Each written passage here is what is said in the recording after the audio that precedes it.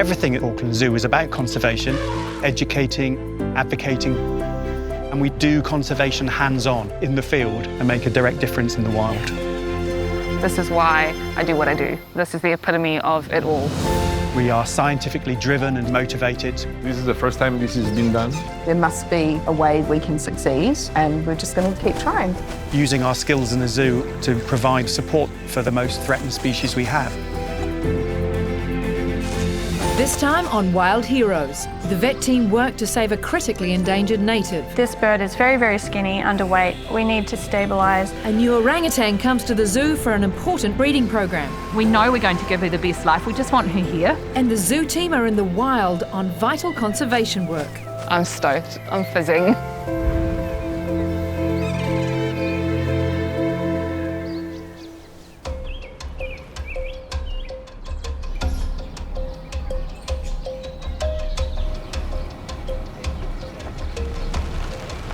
Auckland Zoo vet team have just gotten a call from a bird rescue who received a bittern overnight, which is an endangered native New Zealand species. It was found underweight with some wounds and potential leeches on its legs. This afternoon we are going to assess it and provide some supportive care before doing some further diagnostics. They are very tricky species to treat. They are very secretive in the wild. We don't know too much about them.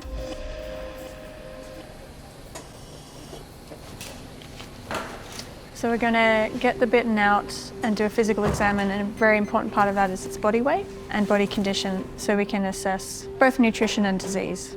571 grams. Probably give some pain relief, antibiotics if required, and some fluid therapy. Very skinny, beautiful long neck though. We'll start down here.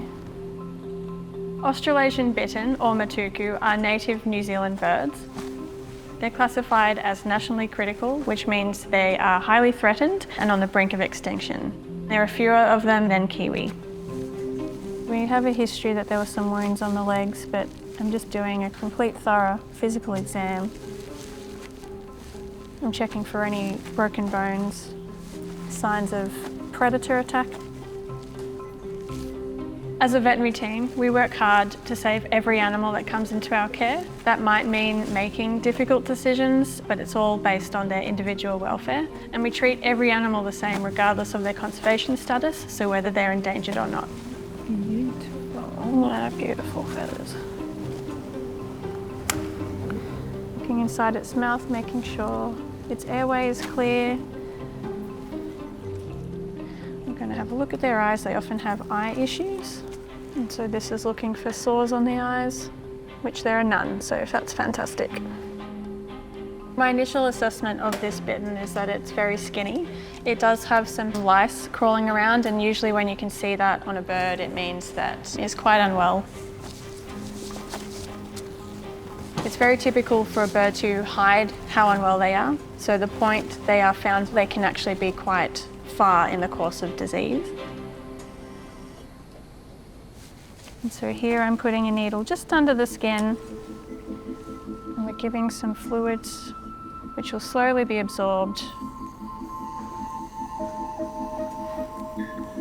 The last thing we'll do is take some samples from the eye, the mouth and the cloaca for a disease called chlamydia, which is different in birds. It is a respiratory disease and it's quite contagious, and we would not like to spread it around. So this bird is very, very skinny, underweight, has a few old wounds on its legs, but there's no obvious other injuries, so there could be something going on internally. We need to stabilise and then reassess tomorrow.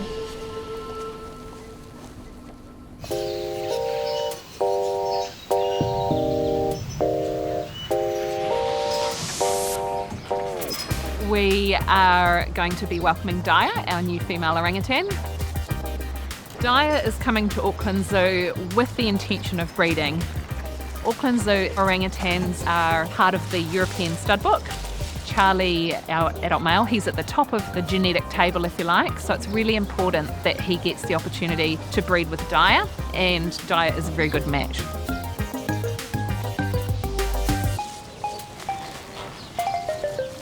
Daya is coming to us from Auckland Zoo in the Netherlands. Last year I flew over to meet her and to do a personality assessment to make sure that she was the right orangutan for Auckland Zoo. We know that Daya has great experience from being in a big family group, helping to raise her little brother. We looked at how resilient she might be and how she might cope with the stress of a transfer, and Daya has reached the age where she would be kind of leaving home. So that's what contributed to making the decision that, yep, she's the one for us. She'll be travelling for about 26 hours, so quite a long time. We've been able to send one of our custom-made orangutan crates so she's travelling in as much comfort as possible. She just obviously doesn't know what's happening, and you know there'll be an element of stress.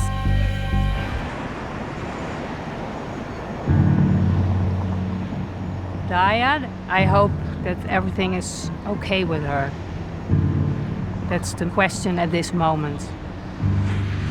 Because she's in a plane now, and I don't know how she's doing, and she doesn't know what happened, so I hope she's doing well. It's the difficult part of our job at this moment. We know that she's going well in the future, but this is a little bit hard for everybody.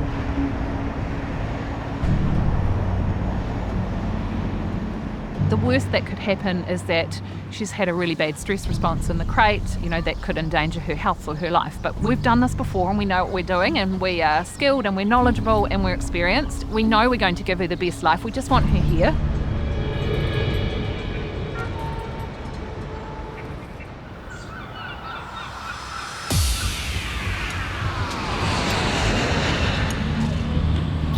I'm a little bit nervous. Monique is going to be with us for 3 weeks, and it's really, really key for Daya's welfare that she's here. Daya! Daya! What do you mean? Oh, she saw you. I saw her. Oh. My relationship to Daya is very good. I met her when she was born. I'm working with her all the time. Daya! Hi! Hi, please! Daya! Here, Daya! For her, on this moment, it's very important that I'm here. Goed zo, meisje. Ja. For orangutan transfers, for any grade 8 transfer, it is so critical that she has a familiar face at this end. Ja, goed zo. Thank you. Yeah, she's eating. Oh, She's eating. Goed zo, meisje. Hey, Daya. Goed, goed. Daya, kijk eens. Kijk eens. Goed zo. Ja, goed hoor. How do you feel? Yeah. Emotion. Yeah, of course. Yeah. Of course, but she's safe and well. She's looking very good and Good. everything is all right. So. Good. Yeah, relax. Yeah. Yeah, she's safe.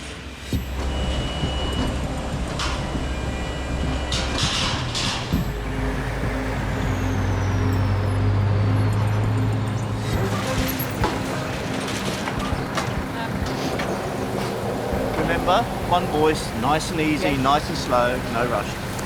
It's not going to fit, so we're going to lift correct. Watch it sliding, yeah?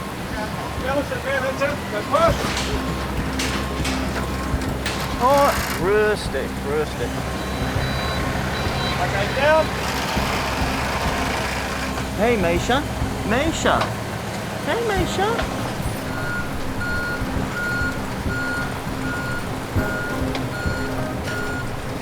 Three, two, one, left. Down.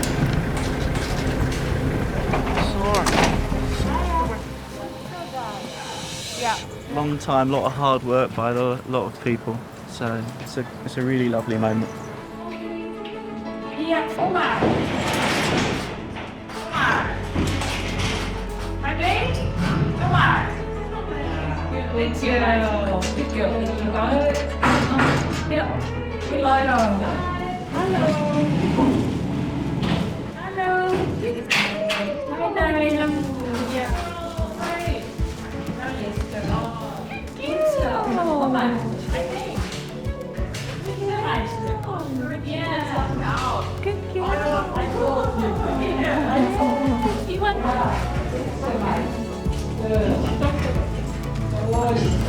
She immediately started testing everything. Try and undo all the bolts and try and wreck the heat pump. Tested all the light fittings. It just shows that she feels comfortable enough to come out and be like, right, I own this space and I'm going to start destroying it. She just seems really well rested, and she's taking food from Monique, and we've got 3 night rooms in the back there. She's moving between all 3. She's amazing, she's a star.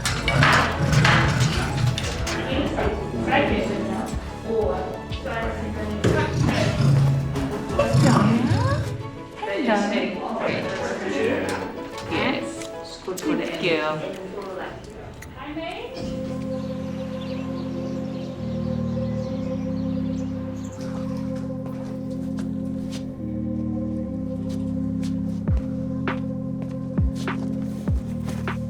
So 730 grams, so gone up heaps in weight. We've had this critically endangered Australasian bittern in the hospital. Today we're going to do a physical exam, take some x-rays and a blood sample to find out what's wrong, and to enable us to do the x-rays we're going to anaesthetise the bird. So normally this takes about 3 minutes or so everything works really quickly in birds. My heart rate's still 300. The sedation's not enough in her to make her lie still, so we're just going to give her some anaesthetic gas as well. Best rate's 30 still, and heart rate's 300. Definitely less tension in those legs. Yeah, should we try? Yep.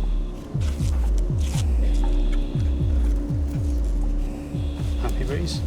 Yep. Mouth's nice and clear. Her CO2 is 41 at her nostril. Breathing well. Yeah. Bit of tension in those wings, Breeze, so she's only just asleep. You want me to turn her up a bit? Yeah, turn her up. Yeah. Quickly, you happy, Breeze? Yeah? Yeah. We'll go quick. Ready? Okay, get her off the plate and onto the towel.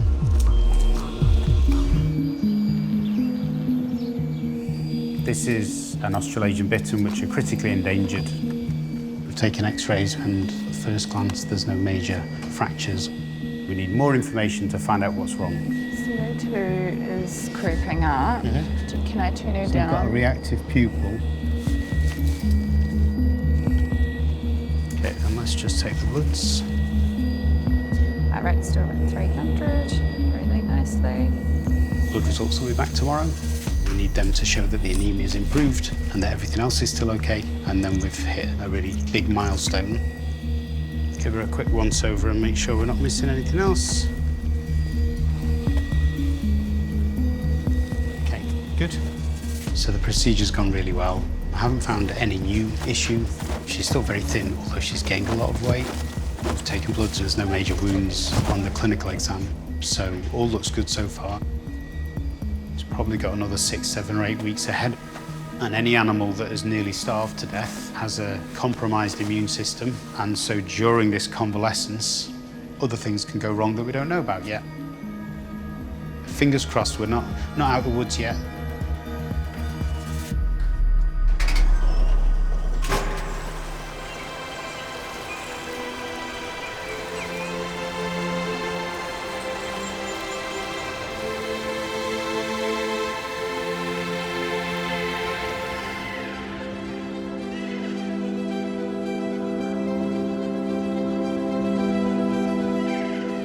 We're currently in Mount Aspiring National Park. We're in the Matukituki Valley. We're doing some kia fieldwork with the Kia Conservation Trust. I'm stoked. I'm fizzing. I mean, it's beautiful. We are smack bang in the middle of Kia natural habitat. I work with Kia at the zoo, but this is my first time actually witnessing them in their own habitat. Like this uplift in my chest, absolute awe. It's just, you feel, it's amazing. Yeah, it's great.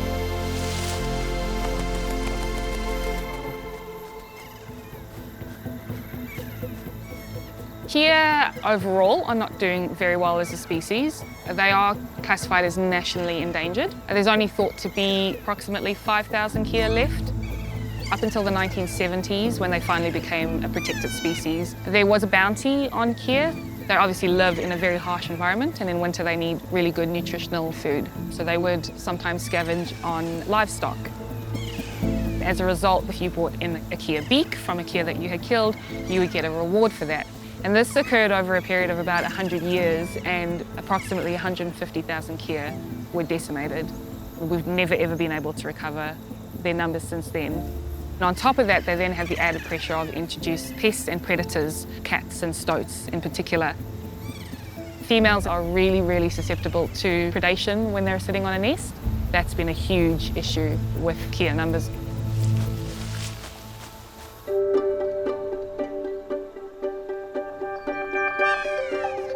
Our day begins before daybreak. Dawn and dusk is when kea are most active. Kea are incredibly curious birds by nature. They're very interested in people, they're very interested in big, colourful things. That's essentially what can draw them in. We also have a speaker that we use to play different types of kea calls.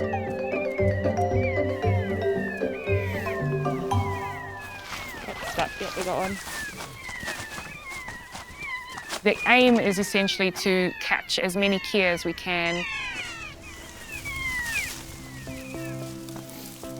The processing of a kea is really important.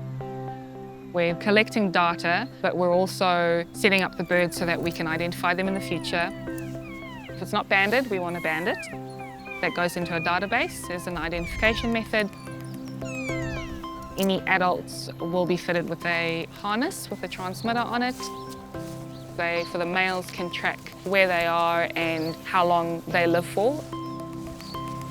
For females, we can actually track her activity levels to see if she's nesting and then monitor that nest. The team also will take some blood to test for any lead poisoning because these guys are highly susceptible to lead from old huts. It's very toxic to kea, can kill them.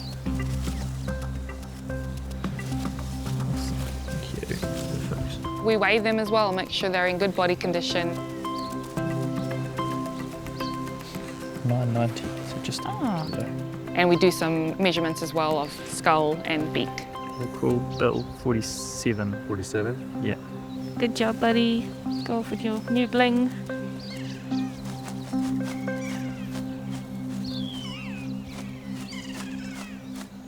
Oh, you're a bubba. It's great to have the zoo partnering with the Trust on this project because it's pretty important to learn more about the population up here. There's still a lot we don't know. The more we know about their habits and what they do, the better we can look after them. Auckland Zoo has supported the Kea Conservation Trust for many years now.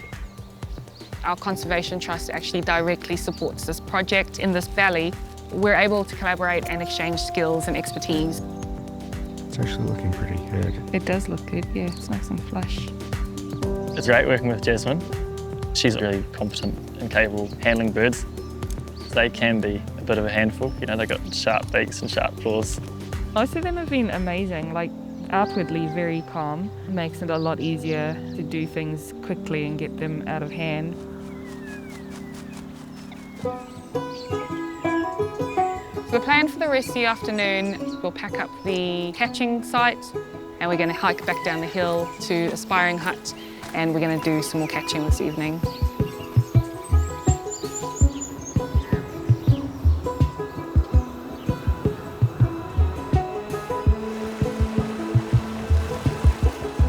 Basically, whenever you get to a site, you want to try to find some kind of high ground that the kea are going to feel comfortable to land on. Hello. There's one. Oh, there's one. See, they're already coming over. There's 4 over there in that tree.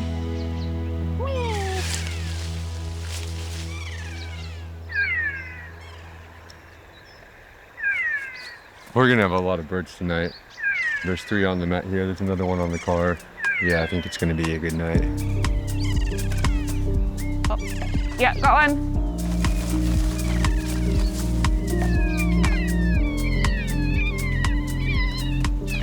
This is a big boy.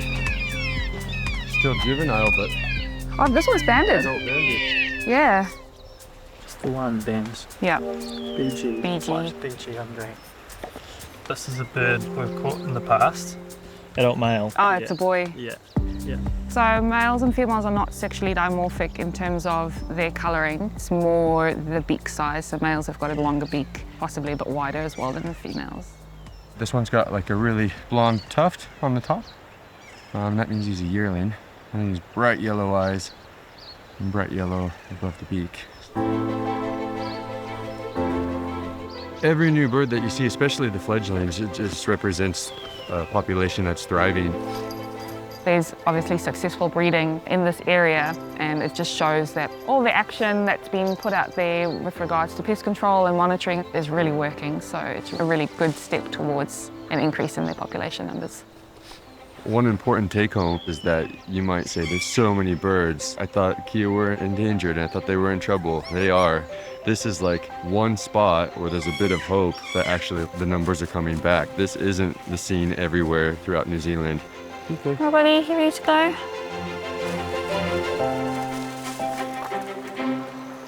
We've had a really successful evening. We caught another 4 birds.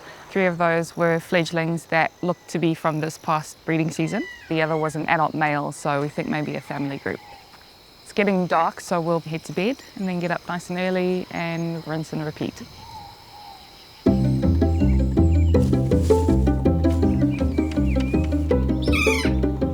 Kea are very curious, mischievous, very social, very noisy, highly intelligent, really bubbly, clever parrots.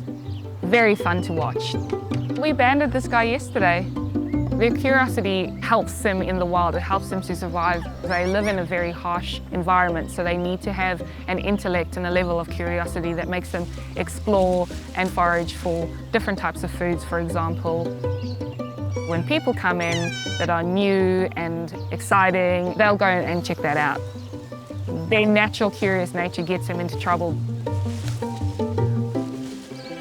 They will destroy tents, they will destroy your camping equipment, they will destroy parts of your car. So they have unfortunately got a bit of a bad rap. Off you go. Shoop. Shoop. Get off. Go, darling. You go.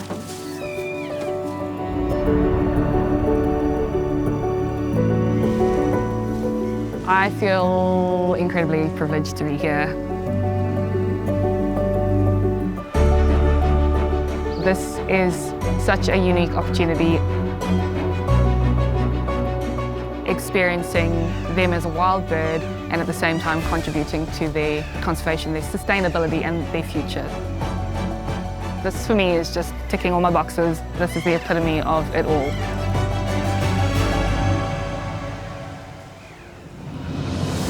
Next time on Wild Heroes, baby giraffe Jabali is thriving with the herd. Everyone protects him, especially Grandma.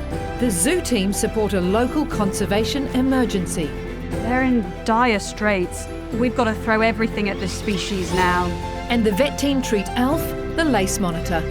We can see that there's a lot of infection in the bones. Potentially we might need to amputate the toe.